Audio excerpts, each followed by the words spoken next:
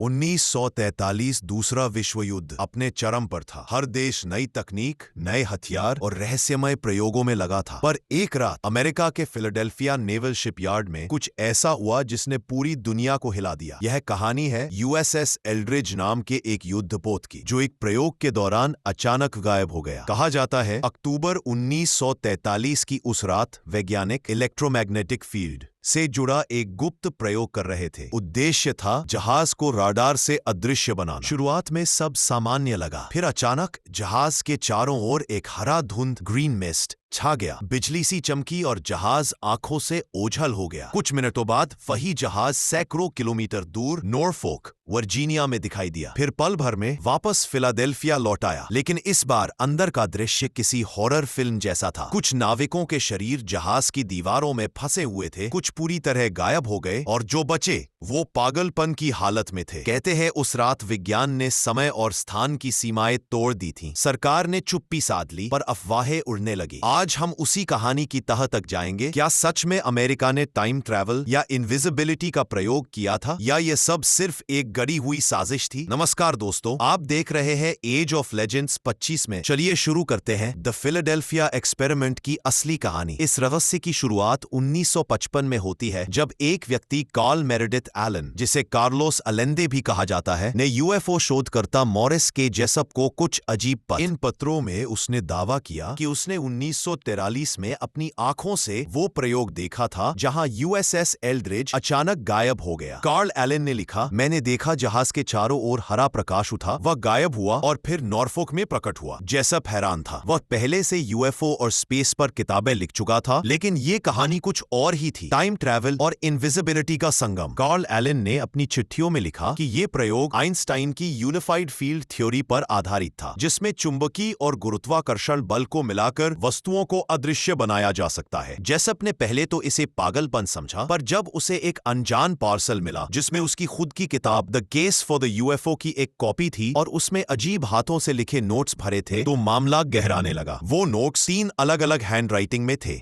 जिनमें एलियन तकनीक, energy fields और टाइम बबल्स जैसी बातें थीं। अब सवाल, क्या वाकई अमेरिकी नौसेना ऐसा कोई प्रयोग कर रही थी? साल 1943 में अमेरिका के पास रेडार क्लोकिंग से जुड़ी कुछ रिसर्च जरूर चल रही थी, जिनका मकसद जहाजों को दुश्मन के राडार से छिपाना था, लेकिन वह सिर्फ मैग्नेटिक फील्ड डिस्टॉर्शन तक सीमित थी। कभी भी कोई ऐसा प्रयोग दर्ज नहीं हुआ जिसमें पूरा जहाज गायब हुआ हो। यूएसएस एल्ड्रिज के ऑफिशियल नेवी लॉग्स बताते हैं कि अक्टूबर 1943 में वह जहाज फिलाडेल्फिया में नहीं, बल्कि न्यूयॉर्क और बहामास के पास शेकडाउन क्रूज पर था। इससे यह कहानी का टाइमलाइन ही टूट जाता है। नौसेना ने 1950 में आधिकारिक बयान जारी किया, ऐसा कोई प्रयोग कभी नहीं हुआ। न तो यूएसएस एल्ड्रिज को अदृश्य किया गया, न कोई टेलीपोर्टेशन संभव था। फिर भी लोग मानने को तैयार नहीं थे, क्योंकि सरकारी इनकार का मतलब लोगों के लिए कवर अप था। 1950s और 60s में ये कहानी अंडरग्राउंड किताबों, यूएफओ मैगजीन्स और बाद में टीवी शोज तक पहुंच गई। लेखक, पत्रकार और कंस्पिरेसी थियरिस्ट्स इस कहानी को और सनसनीखेज बनाने लगे। 1969 में एक किताब आई, the Philadelphia experiment project invisibility, जिसने इस कहानी को दुनिया भर में मशहूर कर दिया। कुछ लोगों ने दावा किया कि ये प्रयोग दरअसल मॉन्टॉक प्रोजेक्ट से जुड़ा था, एक सीक्रेट टाइम ट्रैवल प्रोग्राम। अब कहानी और भी गहरी हो गई थी, जहां विज्ञान, डर और सरकारी रहस्य एक साथ मिले थे। अब आइए समझें, क्या भौतिकी में ऐसा संभव है कि पूरा जहाज अचानक गायब हो जाए? उत्तर है नहीं, कम से कम आधुनिक विज्ञान के हिसाब से नहीं। इलेक्ट्रोमैग्नेटिक फील्ड, ग्रेविटी और टाइम, तीनों को एक साथ नियंत्रित करना आइंस्टाइन की अधूरी यूनिफाइड फील्ड थ्योरी पर आधारित एक कल्पना है। आज की तकनीक में भी क्लोकिंग केवल माइक्रोवेव या लेजर लाइट के स्तर तक सीमित है, जहां कोई छोटा ऑब्जेक्ट अदृश्य दिख सकता है, पर एक विशाल युद्धपोत को गायब करना असंभव है। भौतिकी कहती है ऐसा करने के लिए जितनी ऊर्जा चाहिए वो किसी परमाणु बम से हजारों गुना ज्यादा होगी। इसलिए वैज्ञानिकों का कहना है फिलाडेल्फिया एक्सपेरिमेंट एक फिक्शनल मिथ है, जो गलतफहमियों और अफवाहों से पैदा हुई। कहानी के एकमात्र मुख्य गवाह कार्ल एलन खुद बहुत विवादास्पद थे। उनकी चिट्ठियों में कई विरोधाभास थे। कभी उन्होंने कहा कि उन्होंने प्रयोग को देखा, कभी कहा कि किसी और ने बताया। उनके परिवार और दोस्तों ने भी माना कि कार्ल को भ्रम, हलुसिनेशन की समस्या थी। जब 1959 में उनकी मृत्यु हुई, तब भी उन्होंने कभी ठोस सबूत नहीं दिए।